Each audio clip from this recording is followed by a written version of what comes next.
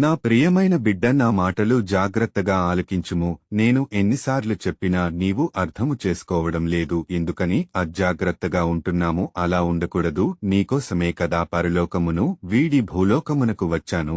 నిన్ను రక్షించడానికి. నీవు పాపములో పడకుండా ఉండాలని, నన్ను శోధించిన సాతాను నిన్ను శోధించకుండా ఉండాలని, నీవు పరలోక రాజ్యము చేరాలని, నా యొద్ద నీవు ఉండాలని నేను నీకోసము ఈ మాటలు చెబుతున్నాను. నీవు చేసిన పాపముల కొరకు మీకు విడుదల కలుగచేయాలని, విముక్తి కలుగచేయాలని. నీవు ఎన్ని పాపాలు చేసిన, మోసాలు చేసిన, అబద్ధాలు ఆడినా, దొంగతనం చేసిన, వ్యభిచారం చేసిన ఎదుటివానిది ఆశించకూడదని ఎన్నిసార్లు చెప్పాను? నీవు స్వార్థము కోసము, అసూయతో, ద్వేషముతో, కుట్రతో, కుతంత్రాలతో, కపట వేషధారి వలె ఉన్నా నేను నిన్ను పరలోక రాజ్యములో చేర్చాలని నా ఆశ, కోరిక. కాబట్టి నీ పాపము మానుకో. నేను కుంటి వారిని నడిపించాను, బాగుచేశాను, గ్రుడ్డివారికి చూపును దయచేశాను, రోగులను స్వస్థపరిచాను, మూగవారు మాట్లాడేలాగా చేశాను, చెవిటివారు వినగలిగేలాగా చేశాను, చనిపోయిన వారిని లేపాను, పాపులను క్షమించాను. 5 రొట్టెలు 2 చేపలు 5,000 మందికి పంచిపెట్టినప్పుడు తృప్తిగా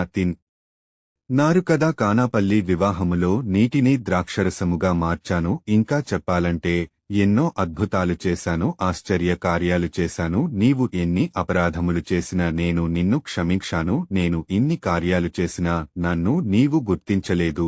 నీవు నన్ను అధికారుల ముందు దోషిగా నిలబెట్టావు, కొరడాలతో కొట్టావు, నా ముఖము మీద ఉమ్ము వేశావు, పిడికేళ్లు బుద్ధులు గుద్దావు, గడ్డం పట్టుకుని లాగావు, సిలువ భుజం మీద మోపి కొరడాలతో కొట్టుకుంటూ గొల్గతా స్థలానికి తీసుకెళ్లావు, సిలువు వేశావు, బల్లముతో పొడిచావు, వస్త్రాలు చీల్చి సీట్లు వేసి పంచుకున్నావు. నాకు దాహం అయితే చేదు సెరకను ఇచ్చావు. అయినా నిన్ను క్షమిస్తున్నాను. ఇప్పటికైనా నా బిడ్డగా మారు, హృదయ పరివర్తనము చెంది మనస్స మార్చుకుని బాప్తిసం పొందుకో. నీవు నాతో కూడా పరలోకములో ఉండాలని ఈ మాటలో నీకు చెబుతున్నాను. నా రాజ్యములో ఆకలి దప్పికలు ఉండవు, సంతోషము, ఆనందము ఉంటుంది. భూలోకములో అందరూ సమానులే, నా పరలోక రాజ్యములో అందరూ సమానులే. నీవు నా ప్రియమైన కుమారుడవు, నా ప్రియమైన కుమార్తెవు. నా మాటలు ఆలకించుము. నేను రెండవ రాకడలో రాబోతున్నాను. సిద్ధపడు సుమా. ఆమెన్.